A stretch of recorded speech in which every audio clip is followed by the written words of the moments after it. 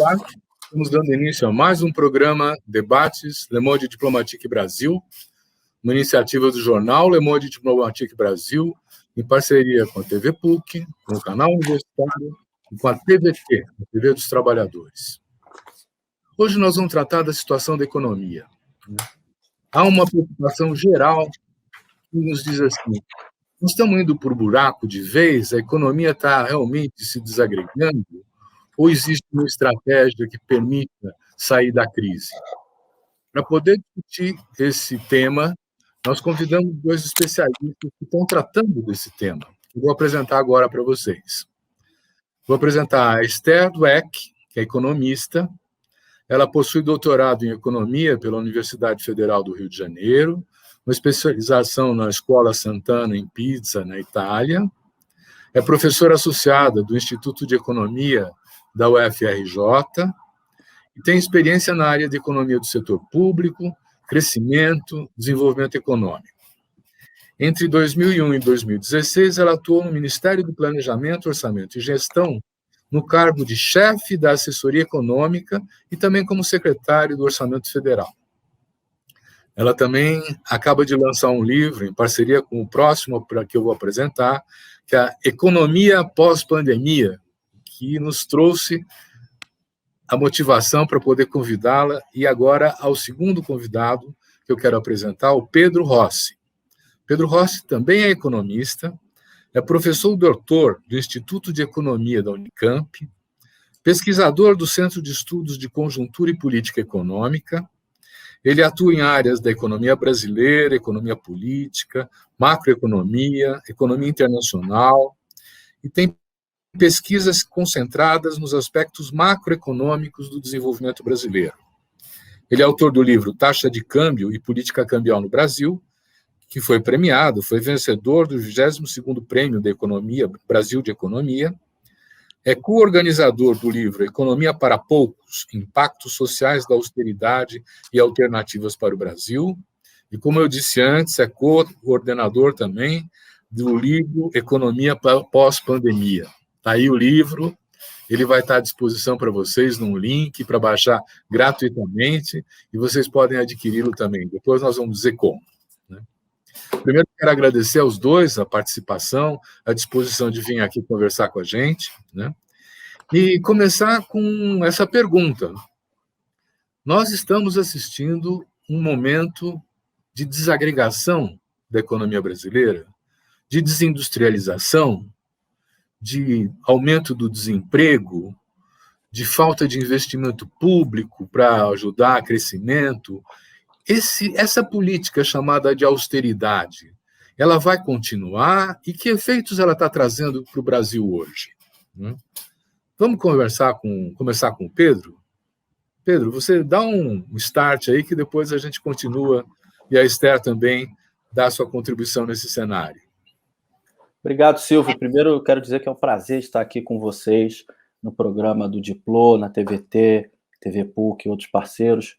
Eu sou fã do trabalho do Diplo em todas as áreas, no podcast, no jornal, na TV. E depois eu acho que o momento é muito oportuno para discutir esse tema, porque a gente está vivendo, de fato, um momento de inflexão. A gente viu aí a eleição na Câmara, e a gente vai começar a discutir, no processo, no Congresso, no Senado e na Câmara, o orçamento para esse ano, uma discussão atrasada, que já devia ter sido feita antes, como tudo no Brasil é atrasado, as vacinas são atrasadas, toda a discussão em torno da pandemia é atrasada, a discussão em torno do orçamento também é atrasada, e ela é absolutamente determinante para o futuro brasileiro, em particular para esse ano que está aí começando, já no seu segundo mês. Nós estamos vivendo, Silvio, desde 2015, uma agenda econômica que é uma agenda da austeridade, como você definiu.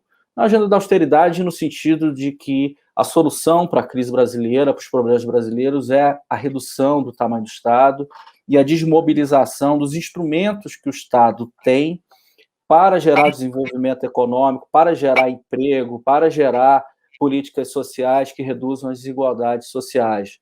Então, são várias frentes que estão em torno dessa grande política de austeridade. A principal delas é o próprio orçamento público, a redução desse orçamento, do investimento público, do gasto social, e está simbolizada, né, com um pilar dessa política, é o teto de gastos, que ainda está vigente, cada vez mais desmoralizado, mas ainda está vigente.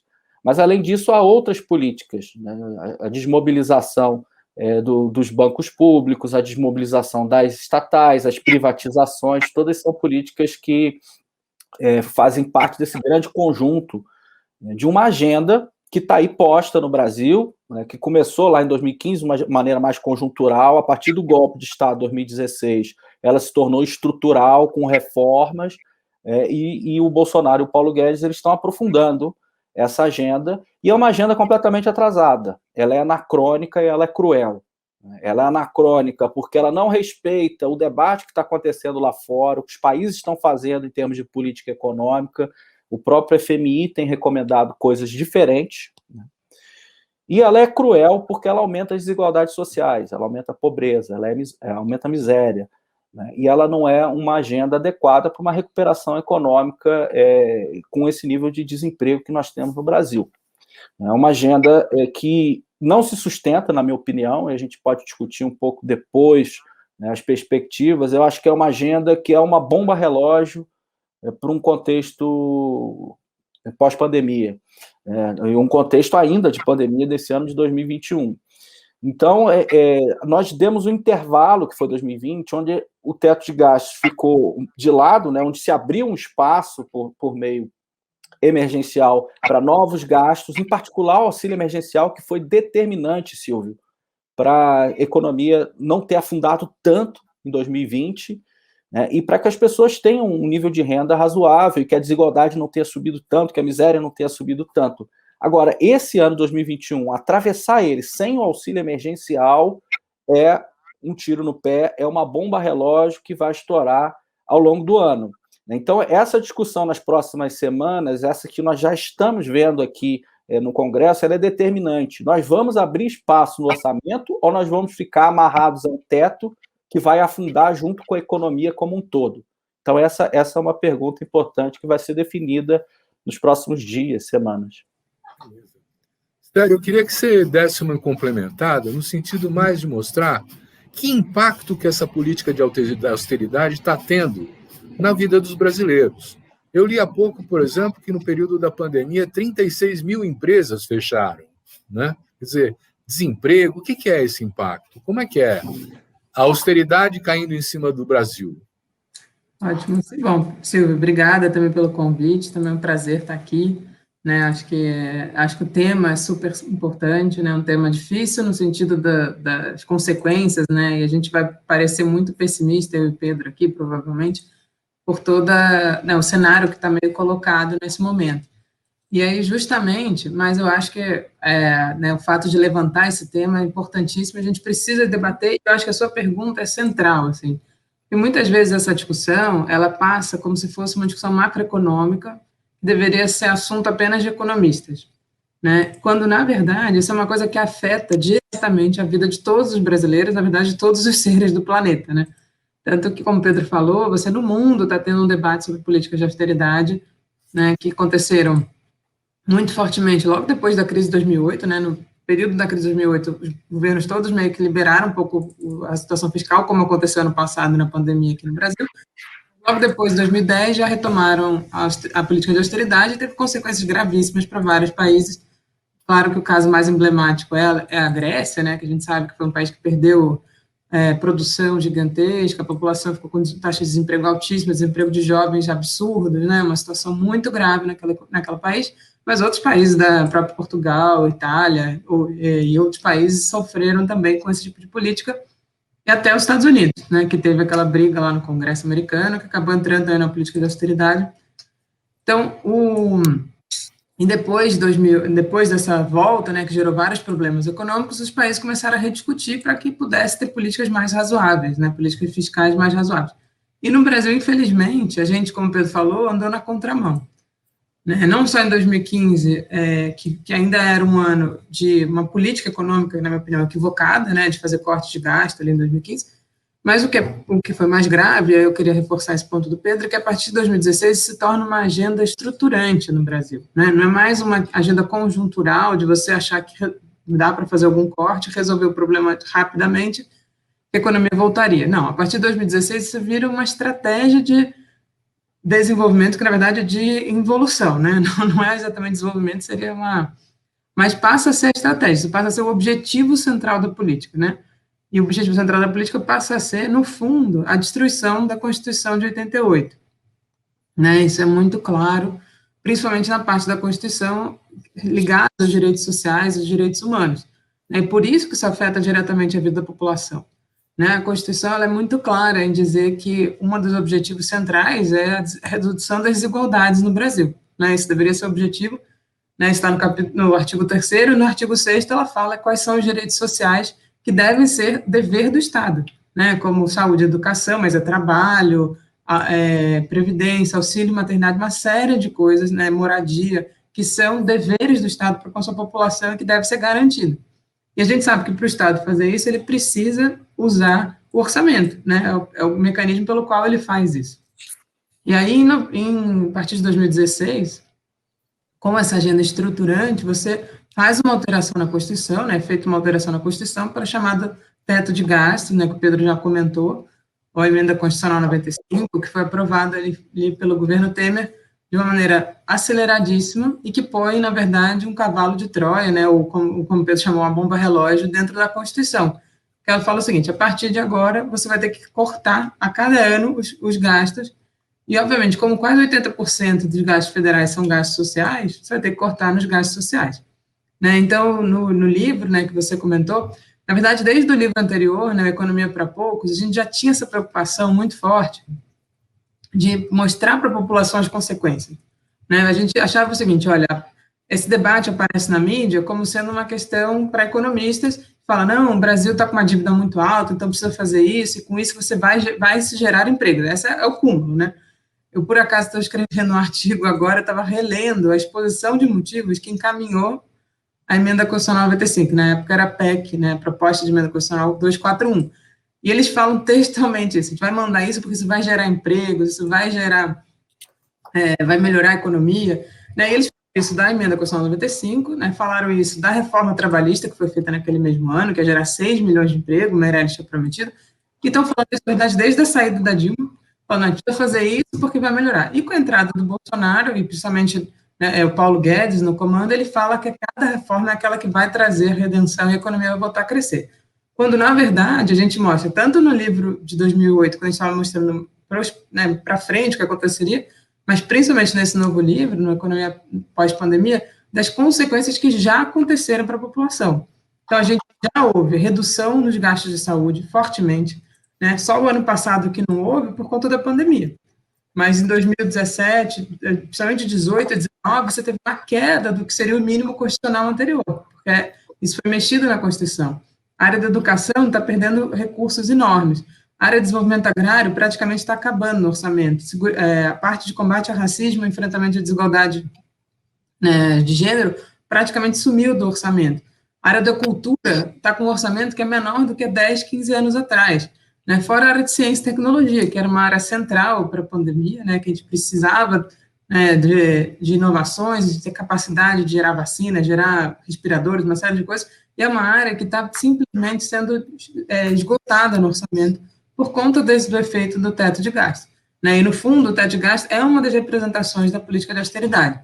E, como o Pedro falou, não é a única. Né? Ela é uma das principais, talvez, mas não é a única.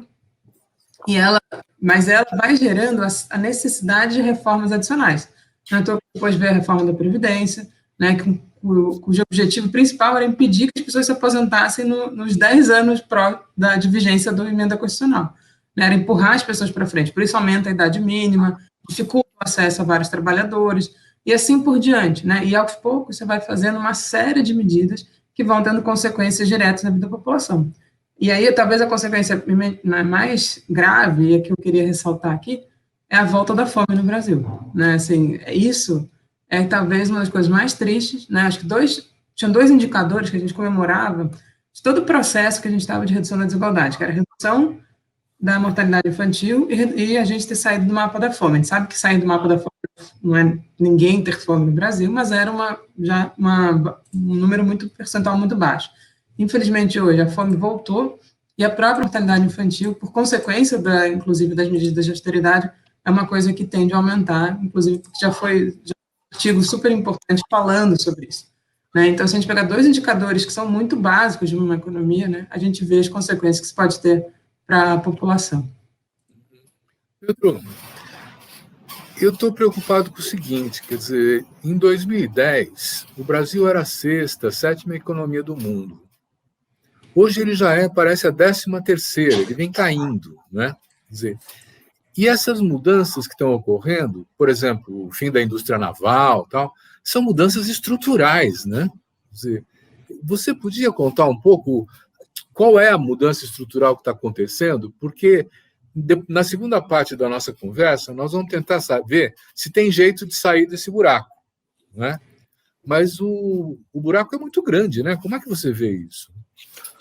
Olha, eu vejo, Silvio, com grande preocupação, né? E, ao mesmo tempo, com uma energia necessária para tentar transformar isso, tentar colocar outro discurso em prática, tentar convencer as pessoas, tentar trazer as pessoas para o discurso econômico, porque a economia não pode ficar só com os economistas, senão nós estamos lascados, né? Porque o que aconteceu no Brasil recentemente é a ideia de blindar o debate econômico, deixar para os técnicos, para os tecnocratas, para os especialistas, inventar uma série de mitos para justificar o conjunto das agendas, né? O mito de que o orçamento do governo é igual ao orçamento do doméstico, que às vezes aparece com a história da dona de casa, que é uma metáfora machista, é o mito que o Brasil vai quebrar, o mito que o Brasil já quebrou, o mito que o Brasil vai entrar no processo hiperinflacionário. São todos mitos que, inclusive, nós desconstruímos no livro de uma maneira até bastante didática.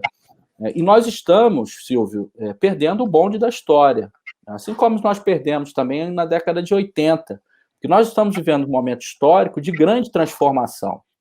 Desde a crise de 2008, as placas tectônicas da economia internacional estão se movendo, a economia está se transformando.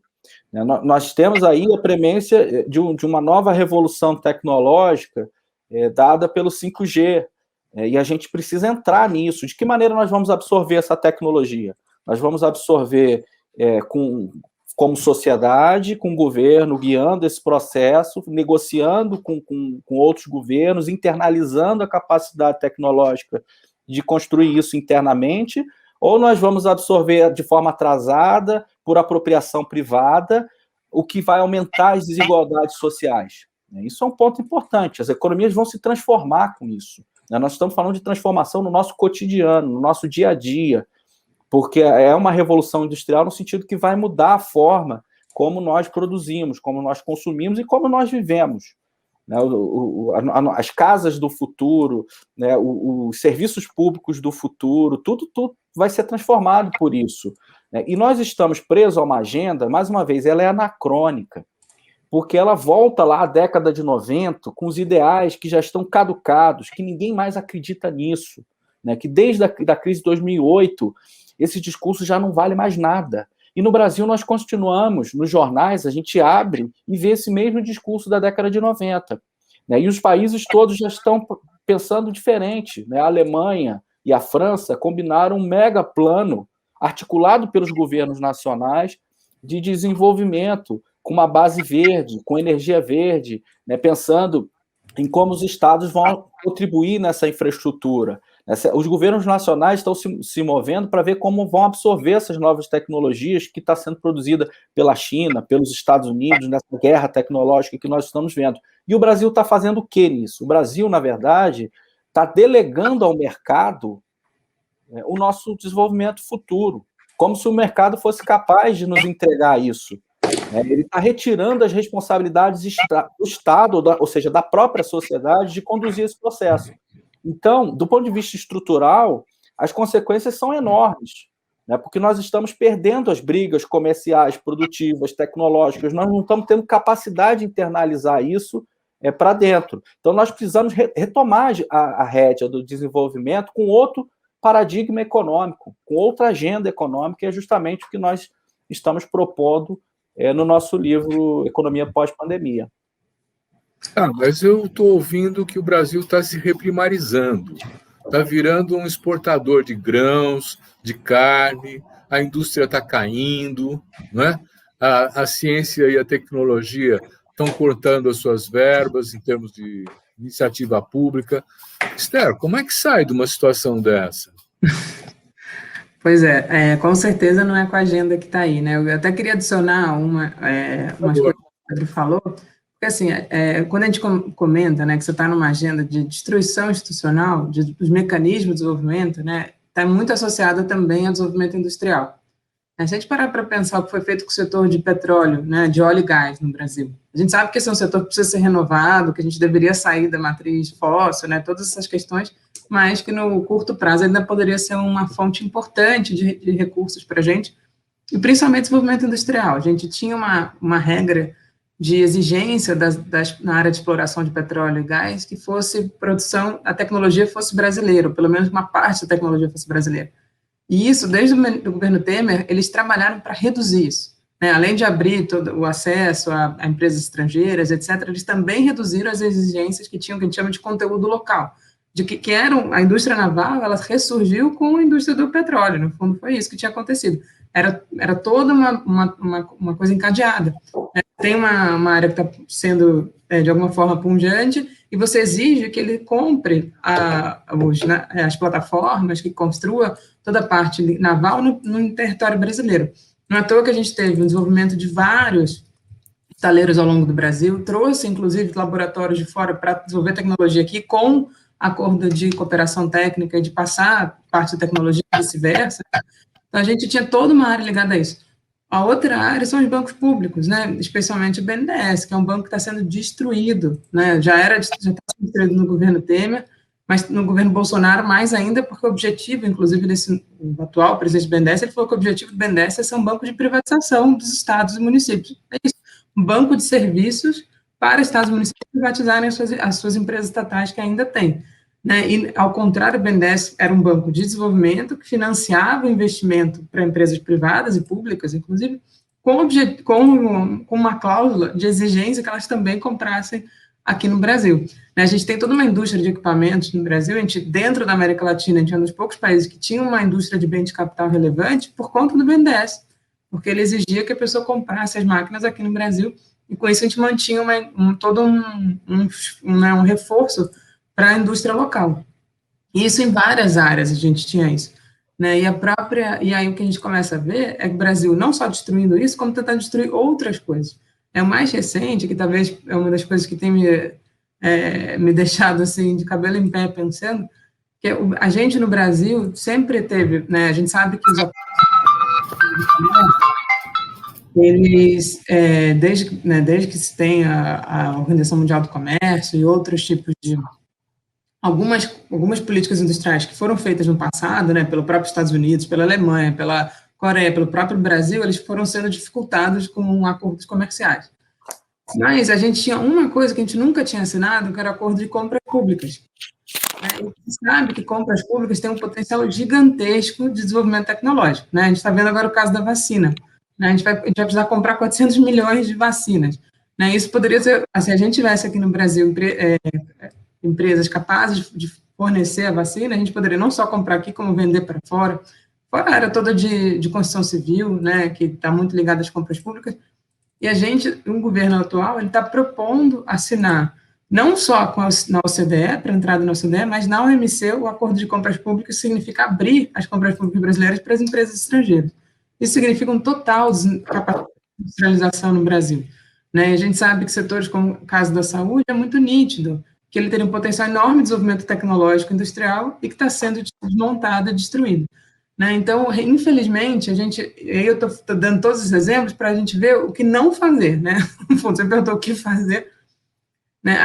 E eu sempre falo assim, a gente está com o primeiro momento agora a barrar essa destruição. Né? A gente ainda não assinou o acordo, a gente ainda não fechou o BNDES, ainda não fechou a Petrobras, né? Ainda não vendeu todas as empresas estatais que a gente ainda tem.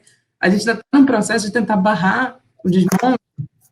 Esse é o primeiro passo. Depois a gente tem vários passos positivos, né? Digamos, esse é o de reativo, mas você tem vários outros proativos. Mas o reativo é tão necessário porque a gente percebe o seguinte, eu vou dar o caso de novo, infelizmente, também da Constituição 95. E a própria reforma trabalhista. Uma vez que você faça essas mudanças legais, reverter isso é quase impossível.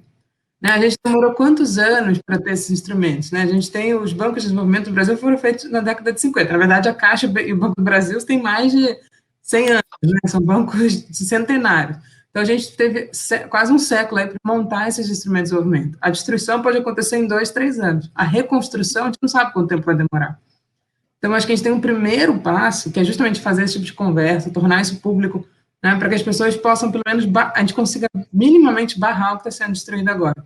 E aí, depois, tem uma série de coisas que precisam ser feitas para a gente reconstruir, né, e ser capaz de ter um outro projeto de desenvolvimento, que não é esse projeto cujo único objetivo é a destruição. A gente não tem objetivo positivo. Né? É tudo baseado Já vamos falar do positivo, mas eu acho que a gente precisa caracterizar um pouco mais o que é essa destruição, sabe? Você pega, por exemplo, o setor financeiro, se a gente juntar o Banco do Brasil, a Caixa, né, o BNDES, enfim, quer dizer, nós tínhamos um setor financeiro em que havia até uma predominância do setor público, ele tinha mais de 50% do mercado, né? E agora eu ouço, por exemplo, que o Banco do Brasil está reduzindo as suas agências e o argumento é que ele não é competitivo, é para aumentar a competitividade com o setor privado, ou seja, transferir essa área para o setor privado, né? O BNDES está sendo esvaziado, né? E faltou crédito, por exemplo, para garantir o funcionamento das empresas, porque os bancos públicos... Mas também ninguém fala, não tem teto para o juro, né, da dívida pública, né? Pedro, fala um pouco disso, como é que é, hein? Silvio, eu acho que essa lógica de mercado, essa lógica da agenda, tem vários problemas dessa agenda da austeridade, né? Você citou os bancos públicos, o Banco do Brasil, que estava numa pequena cidade, atendendo não por um critério de eficiência e lucro, mas por um critério social, e uma vez que ele fecha a agenda a agência nessa pequena cidade, você vai ter as pessoas se deslocando da cidade, com às vezes um idoso de mais de 90 anos se deslocando dali para outra cidade porque não tem mais agência bancária e ele não tem mais acesso a esse serviço. Ou seja, você tem a predominância de uma lógica que é a lógica do lucro, a lógica do mercado, né, em cima de uma lógica social. Né? Isso do ponto de vista microeconômico. Do ponto de vista macroeconômico, você tem vários problemas nesse processo, né? Porque essa arrumação da sociedade por meio do mercado, ela não é eficiente, nós vemos isso. Né? Isso gera desemprego. Desemprego é um desperdício de recurso. Além de ser a violação de um direito humano, que é o direito ao trabalho, que os economistas quase não falam nisso. Ou seja, se existe esse desemprego, nós poderíamos ter muito mais eficiência na economia se o Estado tivesse investimento público, se estimulasse a economia, se tivesse mais demanda agregada, que criasse emprego. Ou seja, a atuação do Estado nesses momentos de crise ou quando tem desemprego, ela é fundamental. E é ineficiente uma agenda que retira os instrumentos do Estado e retira a demanda do Estado que podia estar gerando emprego e renda. Né? Então, e tem todo um discurso que sustenta essa agenda que está absolutamente equivocado. É um discurso que chega na ponta, Silvio, na televisão, de uma maneira muito simplória, muito simples, muito lugar comum, e que as pessoas se convencem desse discurso. Eu vou dar um exemplo. A gente ouve sempre que quando temos uma crise, o Estado tem que apertar o cinto, assim como uma família, que no momento de crise aperta o cinto. Só que esse raciocínio, ele não está não só simplificado, ele está completamente equivocado. Porque no momento da crise, o Estado tem que fazer o contrário da família. Primeiro porque a família não define o quanto que ela ganha, o Estado define o quanto que ele arrecada por meio de um processo orçamentário. Então, ele pode retirar daqui e jogar para ali, ele pode taxar os mais ricos e destinar para os mais pobres. Ele não precisa nem fazer isso, porque a gente tem um instrumento que chama dívida pública, que as famílias não têm, que ele pode emitir simplesmente para fazer esse gasto fundamental no momento de crise, que gera mais eficiência, que reduz desemprego e que aumenta a sua própria arrecadação. A família, quando gasta, ela não aumenta o seu salário. E a família, quando corta gasto, ela não reduz o seu salário. Pelo contrário, ela acaba economizando mais. O Estado, quando corta gasto, ele vai reduzir a sua arrecadação lá na frente. Ou seja, é uma coisa completamente diferente. Além da diferença básica, que uma família não tem uma máquina de fazer dinheiro em casa, né? Que não precisa nem usar, porque eu tenho um papel chamado dívida pública que todo mundo aceita, mas eu posso usar, em última instância, a minha máquina de fazer dinheiro. E mais, a taxa de juros que eu cobro por esse papel da dívida pública, eu, governo, sou eu que determino. A família não vai ao banco e diz, eu quero tal taxa de juros para o meu empréstimo. Ou seja, eu estou dando um exemplo aqui que está melhor explicado no nosso livro, de uma maneira didática, esse livro aqui, para mostrar que o discurso que a gente ouve diariamente na mídia, que ajuda a sustentar essa agenda equivocada, está completamente errado. E que a gente tem que combater esse discurso, que é um discurso que vai implementando o tal do terrorismo econômico, do tipo o Estado quebrou, ou seja, é um conjunto de informações que serve para coagir a sociedade a aceitar determinada agenda. E são informações absolutamente falsas, porque o Estado não quebrou, a nossa dívida pública ela não vai se transformar numa bomba amanhã. Né? Nós quebramos na década de 80 porque a gente tinha dívida em dólar. A gente não produz o dólar, a gente não tem a máquina de fazer dólar. Né? E agora a gente não tem. A gente antes tinha que ir ao FMI, pedir dinheiro emprestado, aceitar as condicionalidades do FMI, fazer reforma, organizar a economia para produzir dólar para pagar a dívida. Hoje, cadê o FMI? Na maior crise da história brasileira, não tem FMI. Ou seja, a gente tem autonomia do ponto de vista fiscal para sair dessa crise. Ou seja, o lado positivo é que tem como sair do buraco. A gente tem os instrumentos. Falta a gente combater, de fato, essa agenda perversa, cruel e anacrônica que está aí no dia a dia, na TV, no Congresso, na boca desse governo. Mas aí a coisa complica, né? Porque se nós estamos de acordo com o diagnóstico que está tudo errado, que está sendo feito, né? Provavelmente tem gente que diz que não, né? Eu acho que a FEBRABAN, a CNI, a Confederação Nacional da Indústria, a Fiesp, estão por trás dessa política de austeridade, né? Quer dizer, vocês percebem alguma mudança de comportamento deles ou eles continuam querendo levar o Brasil para o buraco? Esther? Eu acho que aí até, enfim, a gente sonha, né, com essa, pelo menos essa separação entre a FEBRABAN e a CNI e a Fiesp. A gente sonha com isso, né? A gente achava que existia essa tal da burguesia industrial brasileira que perde tanto quanto a população, né, com essa política atual, né? Sem dúvida nenhuma, se tem um grupo que ganha, né, ou um grupo minoritário que ganha, muito mais setor financeiro, estrito senso, do que o setor industrial. Infelizmente, o que a gente percebeu no Brasil é que essa divisão ela não é tão clara, né? Na verdade, as empresas elas tinham uma parte de receita financeira tão grande ou maior do que a sua receita de vendas, né? Então, a gente começou a perceber que o interesse desses grupos ele não é tão difuso, ele é muito mais próximo, muito mais coeso. Não é à toa que a gente sabe que a Fiesp foi uma das que bancou a própria mudança na agenda de política, né? Mas as consequências para a indústria são gravíssimas. Né? E não é só para a indústria, a gente está vendo agora o setor de serviço também sendo super penalizado, e por uma política que era tão nítida que não podia ser sido feita, né? E eu acho que vou até voltar a um caso que o Pedro colocou, que é do auxílio emergencial. Se a gente olhar o que aconteceu no passado, né? No início do ano, falando que o Brasil estava quebrado, né? Janeiro, né? Não, o Brasil está quebrado, e ao mesmo tempo está agora decolando, porque a gente está fazendo essa mudança, né? Era a frase do Guedes, não podemos fazer nada no fiscal e o Brasil vai decolar.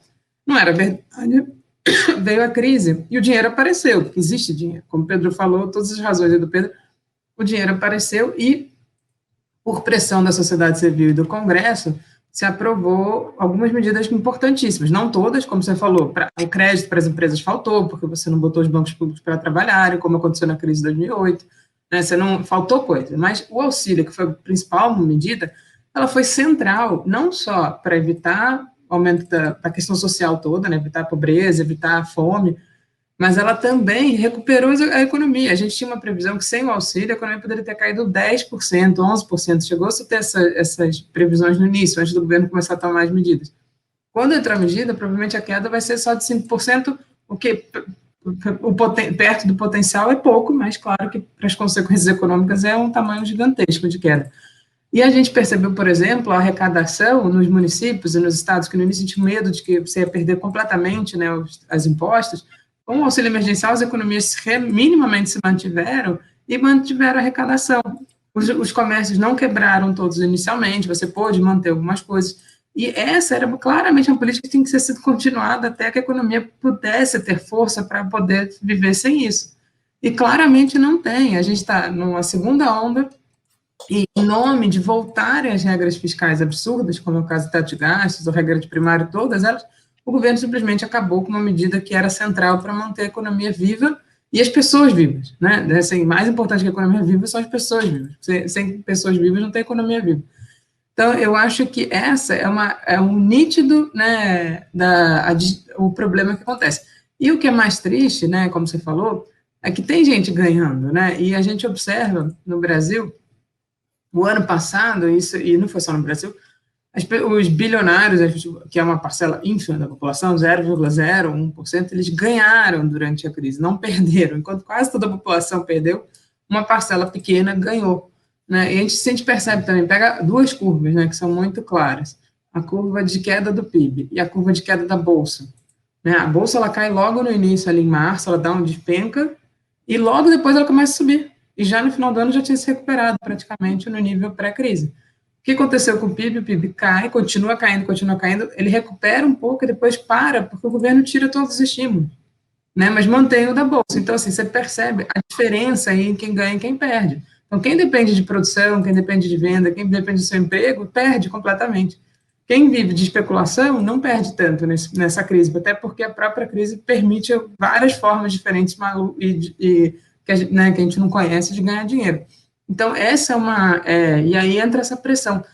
Tanto que agora, né, só para completar isso, o que está sendo discutido? Pedro falou, né, a gente vai recomeçar a discussão do orçamento de 2021. Estamos já em fevereiro de 2021, não temos orçamento, a gente não teve nem a comissão mista de orçamento instaurada na Câmara no passado, assim, nem o que você precisa para discutir o orçamento você tinha. Agora, depois de toda essa discussão de quem vai ser o presidente da Câmara, do Senado, vai se começar a discutir. Você está no meio dessa discussão e você ainda não sabe o que você vai fazer com esse orçamento, né? É uma tristeza, assim, você está começando a discussão e não conseguiu ainda definir se a gente vai poder, nesse ano, voltar a flexibilizar as regras ou não. Você não discutiu o básico. E a gente tem um número de mortes aí mais alto do que nos outros períodos da pandemia, quando você estava com tudo isso flexibilizado. Então, é uma tristeza isso, e a gente fica assim, meio perplexo de ver que no Brasil a gente não está... E aí, esse outro lado que está ganhando, o que ele fala? Não, tudo bem, você pode flexibilizar desde que você faça a reforma estrutural. Qual a reforma estrutural que eles querem? É a tal da PEC emergencial, que envolve uma série de cortes, né, e fala assim, tá bom, você pode dar auxílio emergencial desde que você corte o salário dos servidores, e cortar o salário do servidor não é Marajá que vai perder dinheiro, é você cortar o serviço. Então, você vai deixar de ter serviço de saúde, serviço de educação, serviço de segurança, é isso que eles estão pedindo em troca. Né? Então, a consequência não é para a pessoa que deixou de ter o salário, é para quem deixou de ter o serviço na ponta. Então, a pressão que está acontecendo agora é essa. Você tem um lado querendo, até aceita a flexibilização, desde que você faça todas as mudanças draconianas que estavam previstas, que seja uma compensação pela flexibilização no curto prazo. Né? E isso que está sendo discutido agora, infelizmente, e tende a ser a agenda do próximo mês no Congresso, ficar discutindo o que você vai flexibilizar e o que você vai dar em troca para esse grupo, né? E tanto que você lê todo dia, o mercado, né? Como diz o professor o Cardim, né? Ele fala, o mercado tem nome e sobrenome, ninguém nunca fala o sobrenome, porque não é um mercado qualquer, é um mercado financeiro. Ele pede que ele está muito preocupado com a volta do auxílio, ou seja, eles querem que as pessoas morram, é isso.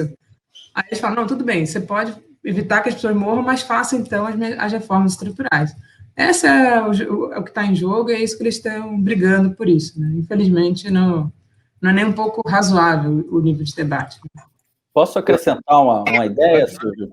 Porque a Esther trouxe uma questão de economia política, né? Porque apesar da austeridade ser uma ideia equivocada, e nós mostramos no livro, no debate internacional que a gente recupera, o Banco Mundial falando que, de fato, a austeridade gera crise, o FMI falando que tinha que continuar com as políticas, etc., etc.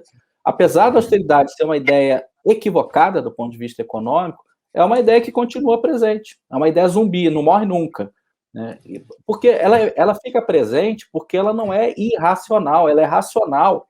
Ela é racional para atender determinados interesses de classe. Então, como é que os mais ricos ganham com a austeridade? Como é que o sistema financeiro, a grande indústria, ganha com a austeridade? Essa é uma questão fundamental, né? E a gente, inclusive, trata desse tema no livro, né? Tem vários fatores. Por exemplo, se eu tenho uma economia com desemprego, né, os trabalhadores vão ter menos condição de exigir aumento de salários. Isso permite que as empresas aumentem seu lucro. Agora mesmo a gente viu os indicadores, as greves estão diminuindo, porque os trabalhadores simplesmente não têm força para fazer greve. Aí você faz mais uma reforma trabalhista, parte dessa agenda, enfraquece ainda mais, e você dá possibilidade, de fato, para reduzir a parcela dos salários, né, no bolo da economia nacional.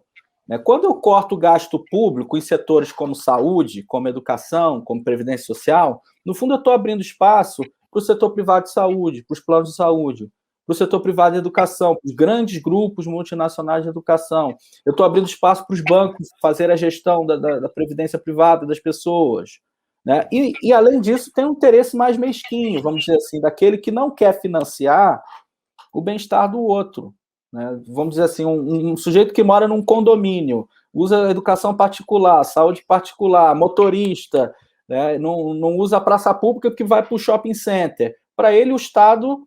Ele acha que o Estado é aquele sujeito que só tira recursos dele. Então, ele quer que o Estado se reduza para lá na frente reduzir os impostos dele.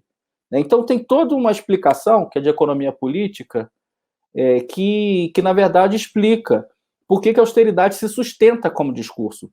Mas isso aumenta a nossa responsabilidade de desconstruir esse discurso, essa narrativa. Então, e o nosso trabalho vai nessa direção, tentar contribuir para a desconstrução dessa narrativa, para que se possa acumular forças para construir outro projeto econômico. Então, acho que a Astaire trouxe um ponto fundamental, né, que não adianta a gente ficar aqui tecnicamente, está errado, vai gerar crise, vai aumentar o desemprego. A gente tem que, no fundo, apontar os dedos, né, para dizer, olha, tem interesses por detrás dessa política. Pedro, então vamos lá, já você está abrindo a porta para a gente conversar um pouco assim, como é que sai da crise, né? Eu acho que não tem ainda a proposta de fazer uma moratória de pagamento do serviço da dívida, né? Quer dizer, isso dava aí... O Bolsa Empresário, suspender o Bolsa Empresário, daria de 350 a 400 bilhões por ano, né, para a gente poder enfrentar a crise. Mas, se não chegamos aí, quer dizer, quais são as propostas que vocês estão pensando se a gente conseguisse retomar as rédeas da política econômica? Posso até começar, Pedro? Porque talvez eu precise sair um pouco antes, aí eu até começar.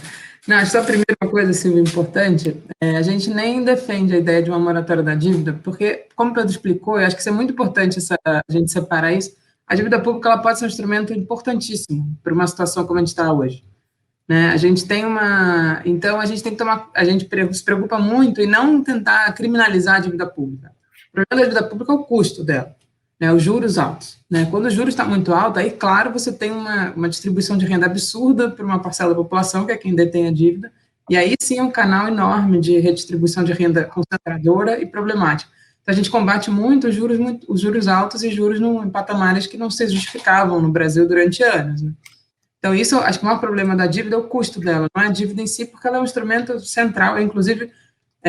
enfim, ela pode ser um instrumento de desenvolvimento importantíssimo, se utilizar a dívida para o desenvolvimento econômico, né, e não utilizar a dívida para ficar numa ciranda financeira, gerando simplesmente ganhos para uma parcela pequena da população. Então, claro que depende de como você utiliza a dívida e o custo dela, isso é o mais importante.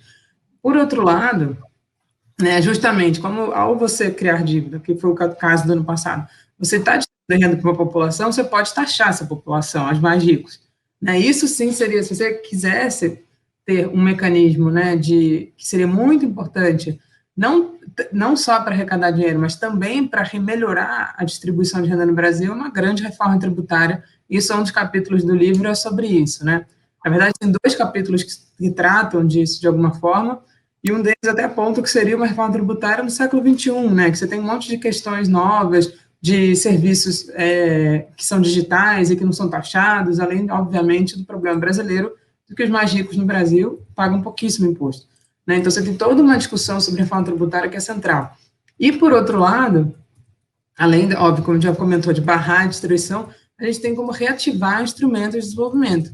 E um dos capítulos do livro, né, que é o último capítulo, é uma discussão que a gente já vem fazendo há muito tempo, que é o livro é todo montado com essa lógica, né? A gente começa falando dos mitos no início, das questões econômicas, então tem desde os mitos da austeridade, mas tem também o mito sobre a questão fiscal brasileira, né, que se inverteu completamente, fala que o problema fiscal brasileiro é um aumento do gasto, quando, na verdade, o problema fiscal brasileiro foi o corte de gastos, que levou a uma queda da arrecadação, e aí gerou o problema de falta de uma piora nos resultados fiscais, né? Então, a gente mostra que está tudo totalmente invertido, mas logo depois a gente já trata de como é que isso, toda a discussão fiscal está associada a direitos sociais, né? E essa é a central do livro. E a gente termina o livro mostrando que os direitos sociais eles não são só uma questão de justiça social, que por si só já seria válido. Eles são também, podem ser um fortíssimo mecanismo de desenvolvimento.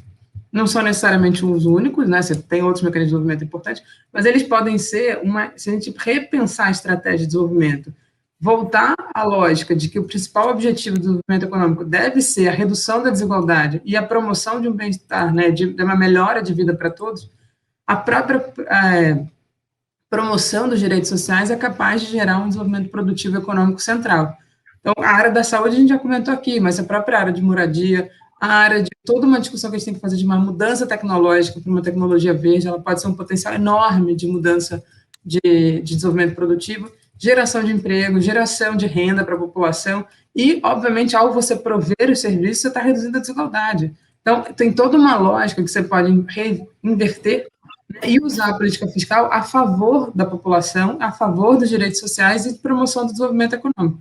Ao fazer isso, você já muda completamente a lógica e já é capaz de gerar uma total mudança na sociedade, né, e é factível, não falta dinheiro, o país não está quebrado, né, não falta, o que falta realmente é vontade política e esse embate político que a gente tem, né, e aí, acho que para concluir, que é reforçando esse ponto da economia política, o que houve no Brasil, para mim, é muito claro, ali a partir de 2013, você tem um acirramento do conflito distributivo, né, e um rompimento do Pacto Social brasileiro, né, um Pacto Social que sempre foi tênue, mas que estava ali posto a partir da redemocratização, né, na década de 80.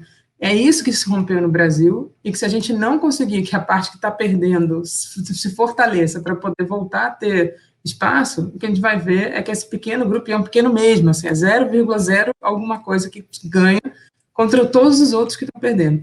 Se a gente não conseguir que essa maioria volte a ter voz, volte a ter ação e volte a ter capacidade de exigir, né, que as coisas sejam diferentes, a gente realmente vai caminhar para um país que é uma tristeza e é, enfim, um país oposto do que a gente gostaria, né? Então, acho que isso... Mas existe alternativa, é isso que o Pedro falou, ao contrário do que tentam colocar, existem várias alternativas e alternativas muito melhores do que está aí, que é só uma proposta de destruição. Pedro, fala das alternativas. Eu acho que, complementando a Esther, no fundo, a nossa mensagem é uma mensagem positiva. Ou seja, nós temos é possível construir uma sociedade melhor, um país melhor, e nos contrapomos a uma mensagem negativa de que não dá, não tem dinheiro, tem que ser assim. No fundo, a gente está dizendo que se a gente colocar no centro a questão das desigualdades e dos direitos humanos, dos direitos sociais, a gente consegue montar um projeto de desenvolvimento que tenha sustentação ao longo do tempo, que seja coerente, que seja robusto e que possa gerar décadas de crescimento econômico. Silvio, eu sei que você é um intelectual preocupado com as grandes questões econômicas, com as estruturas que estão aí postas. Por meio dos serviços sociais, o caso da saúde, por exemplo, a gente pode articular toda uma estrutura industrial que pode beneficiar a economia brasileira, gerando crescimento e emprego. Ou seja, a saúde ela tem toda uma rede de fornecedores, ela é intensiva em capital, ela é intensiva em pessoal, logo, nós estamos falando de tecnologia, nós estamos falando de emprego, nós estamos falando de uma série de setores ali articulados e que muitas vezes não são aproveitados, porque nós importamos uma boa parte dos insumos que a saúde precisa. Então, um projeto de desenvolvimento social, preocupado com o meio ambiente, com a redução das desigualdades, vai colocar a questão da saúde como um dos motores. Assim como a questão ambiental, a questão das cidades, a questão da moradia, saneamento básico, por exemplo. Eu preciso de tecnologia para fazer saneamento, eu preciso de química fina, eu preciso articular setores produtivos que vão gerar emprego e renda. No fundo, a gente está dizendo que tem demandas sociais que podem se articular com o lado produtivo, com o lado da oferta. E do ponto de vista transversal, a gente precisa ter temas que tem que estar no centro do projeto de desenvolvimento, que é o tema do meio ambiente, o tema de gênero e o tema de raça. Nós sabemos que o Brasil é um país racista, um país machista, é um país que degrada o meio ambiente. E esses temas têm que estar no centro do projeto. E estar no centro do projeto pode gerar redução das desigualdades e crescimento econômico. O livro dedica um capítulo à questão racial, um capítulo à questão de gênero, um capítulo à questão de meio ambiente, que a gente acredita, Silvio, que esses não são temas separados. Nós não podemos tratar a economia como caixinhas. Então, a macroeconomia está aqui, a política fiscal, o meio ambiente. A gente tem que integrar essas esferas. E quando a gente integra, a gente percebe, por exemplo, que a austeridade é racista. Porque se a gente considerar o racismo como estrutural, como de fato ele é estrutural, ele está nas estruturas econômicas, inclusive na política fiscal. Então, uma política fiscal que reduz o gasto com saúde, o gasto com assistência, o gasto com educação, ela está aumentando as desigualdades, ela está piorando a vida dos mais pobres e, portanto, dos negros, aqueles que são predominantemente negros. Peço desculpa aqui pelo som do celular. Então, o que nós estamos pensando aqui como projeto de desenvolvimento é inverter as prioridades, é colocar o social no centro do projeto, como um motor do processo de desenvolvimento, e isso pode gerar renda, emprego, tecnologia por vários anos. A ideia de missões sociais que podem nos levar a outro patamar de civilização, de sociedade, com um país, de fato, que seja um país que nós queremos, com uma estrutura social muito mais desenvolvida, com uma redução das desigualdades e com potencialidades. Ou seja, a gente tem que montar um projeto de desenvolvimento que se sustenta ao longo do tempo, que tenha um espaço nessa economia internacional, e a gente acredita que, partindo das nossas demandas sociais, a gente consegue alcançar esse projeto de desenvolvimento. Aliás, olha, eu tenho umas informações de que uma parte das novas perspectivas de desenvolvimento dos países que estão, vamos dizer assim, mais industrializados, com mais tecnologia, com mais conhecimento, é investir na área social, né? Eu acho que esse caminho, ele dialoga com um Estado forte, mas com um Estado indutor do desenvolvimento. É isso mesmo, Esther? Esther? Sim, vocês estão me ouvindo bem? Que eu estou aqui de conexão. Você deu uma coisa. Tá ótimo, obrigado. Não, é exatamente isso, assim, acho que o foco do nosso trabalho, né, e como eu falei, você vai ter outras pessoas que vão propor outras coisas como desenvolvimento produtivo e econômico do Brasil, que podem ser complementares, mas o nosso ponto é que a gente repense que o desenvolvimento ele tem um objetivo, né, o desenvolvimento econômico ele não tem como objetivo a industrialização, por exemplo. A industrialização é um meio, né, a indústria é um meio, ela não é o objetivo final. O objetivo final é a gente ter uma sociedade mais igualitária, uma sociedade onde todos tenham um direito ao mínimo, né? E esse mínimo é muito além do mínimo que a gente tem hoje, né? Quando a gente fala assim, a gente defende o salário mínimo, mas mesmo assim, pensa uma família que vive com salário mínimo, isso não é razoável. Uma família viver com R$1.000 no Brasil, a gente sabe que hoje em dia, inclusive com o que aconteceu no passado, que você teve um aumento da inflação para os mais pobres, o salário mínimo, ele basicamente cobra uma cesta básica, né? Hoje em dia, a cesta básica já é quase 60% do salário mínimo, ela chegou a ser 30%, 40% há uns anos atrás. Então, o próprio salário mínimo, ele já não permite adquirir o que se permitia antes, né? Então, a gente sabe que o ideal, uma família tem direito, todos têm direito a uma educação de qualidade, saúde de qualidade, né? Um transporte de qualidade, uma moradia de qualidade, isso é o mínimo. Né, que as pessoas não precisem ficar 3 horas para se deslocar para o trabalho, porque elas não têm nenhum tipo de mobilidade razoável e são obrigadas a morar super distante do seu local de trabalho. Você tem toda uma coisa de qualidade de vida que esse tem que ser o objetivo de desenvolvimento. E a gente discute que justamente você prover isso para a população pode ser um instrumento central de desenvolvimento.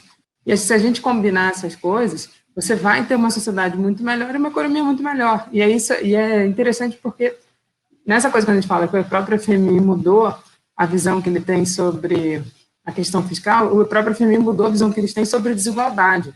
Né? Infelizmente, na economia, a gente sabe que a economia tem vários tipos de análise econômicas, escolas dentro da economia. Tinha uma escola que dizia que a desigualdade era uma consequência, não era um problema, e não afetava a economia, ao contrário. Se você tentasse mexer na desigualdade, você estava gerando uma distorção na economia.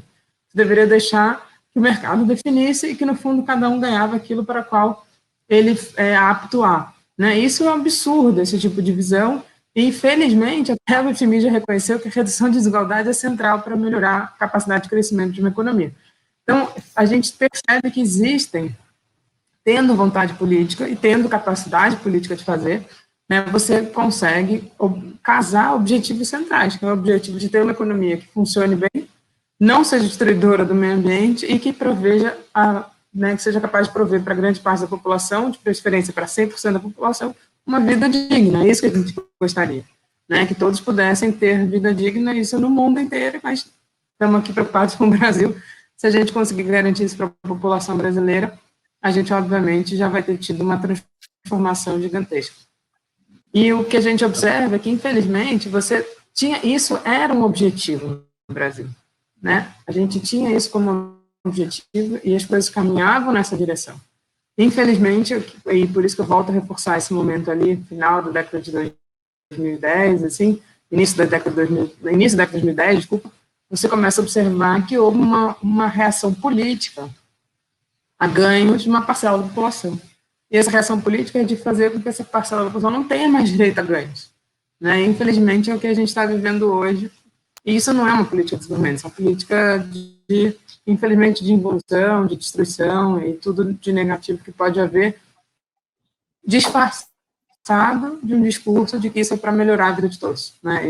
Isso que é mais grave, bem disfarçado disso. Ninguém também tem coragem de dizer que está fazendo isso abertamente. Né, eles falam, não, vamos fazer essa próxima reforma, que é ela que vai trazer os empregos de volta, ela que vai trazer a renda para a população. E, infelizmente, é isso que a gente está, é o momento que a gente está hoje vivendo. Né? E a gente continua em crise, sempre tem uma reforma ali na esquina, que aí sim vai resolver tudo. Aí a crise continua, aí a outra reforma que vai resolver. E a gente está assim já há algum tempo. Né? Então, olha, nós estamos chegando, inclusive, ao fim do nosso programa. Nós temos mais uns 4 minutos, né? Eu queria, então, dar 2 minutos para cada um.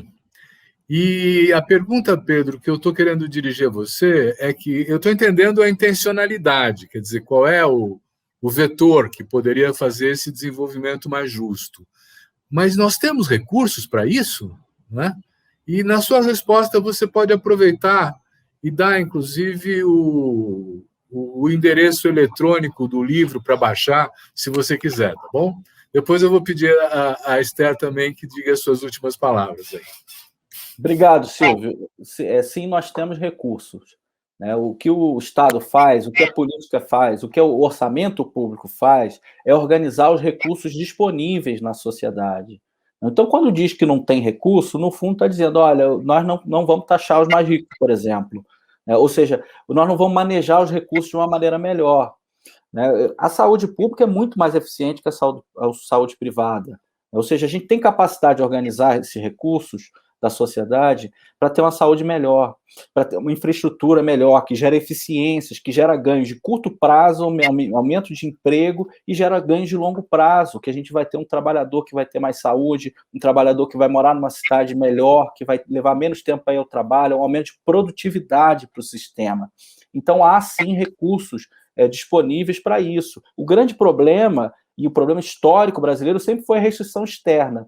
Mas a gente está numa situação confortável com reservas cambiais, então a gente não tem essa restrição no curto prazo. Então, esse projeto de desenvolvimento que a gente almeja, ele é totalmente possível.